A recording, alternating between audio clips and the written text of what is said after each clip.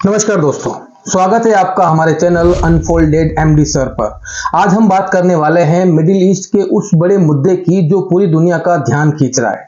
फिलिस्तीन को आजाद मुल्क का दर्जा मिलने की खबर। ब्रिटेन, फ्रांस, ऑस्ट्रेलिया, कनाडा और पुर्तगाल जैसे देशों ने अब फिलिस्तीन को खुद मुख्तार मुल्क मान लिया है। लेकिन इसका मतलब क्या है और इससे जमीनी हकीकत में क्या बदलाव आने वाले हैं, यही सब हम इस वीडियो में समझेंगे।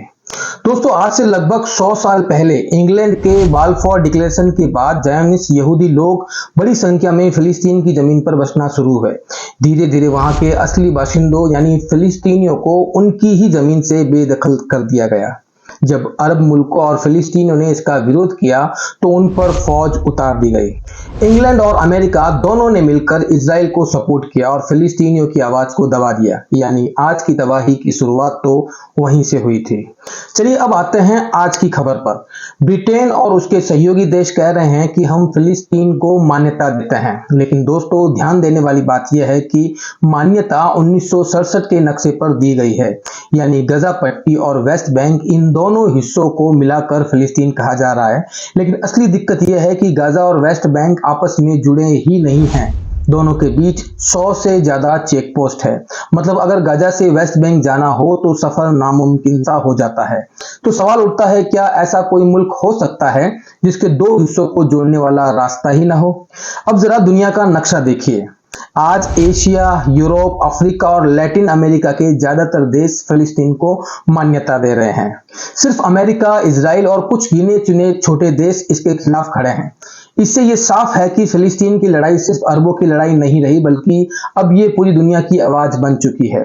यूरोप में, अफ्रीका में, यहाँ तक कि भारत जैसे मुल्कों में लोग सड़कों पर उतरकर फ्री फिलिस्तीन का नारा लगा रहे हैं। सोशल मीडिया ने इसमें बहुत बड़ा रोल निभाया है। टिकटॉक, ट्विटर, इंस्टाग्राम, हर जगह फिलिस्तीन का झंडा लहराया जा रहा है। 2 साल पहले तक लोग फिलिस्तीन का नाम तक नहीं जानते थे, लेकिन अब यूरोप के लोग, अमेरिका के लोग, यहाँ तक कि एशिया में बैठे लोग भी फ्री फिलिस्तीन कह रहे हैं।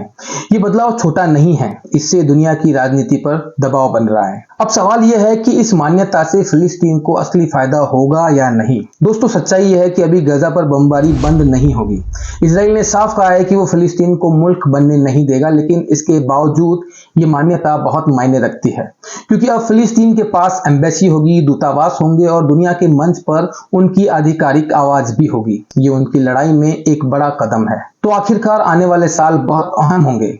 हो सकता है कि इजराइल और अमेरिका अभी भी शक्ति दिखाए, लेकिन दुनिया जिस तरह से एकजुट हो रही है उससे साफ है कि इजराइल धीरे धीरे अकेला पड़ता जा रहा है। इतिहास गवाह है कि जब पूरी दुनिया किसी जुल्म के खिलाफ खड़ी होती है तो बदलाव जरूर आता है।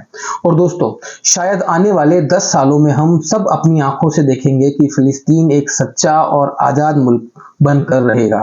तो दोस्तों, यह थी हमारी आज की चर्चा, फिलिस्तीन की लड़ाई और दुनिया का बदलता नजरिया। अगर आपको ये वीडियो जानकारीपूर्ण लगी हो तो इसे लाइक और शेयर जरूर कीजिए और चैनल को सब्सक्राइब करना मत भूलिए, ताकि ऐसी ही अहम खबरें आप तक पहुंचती रहे। धन्यवाद।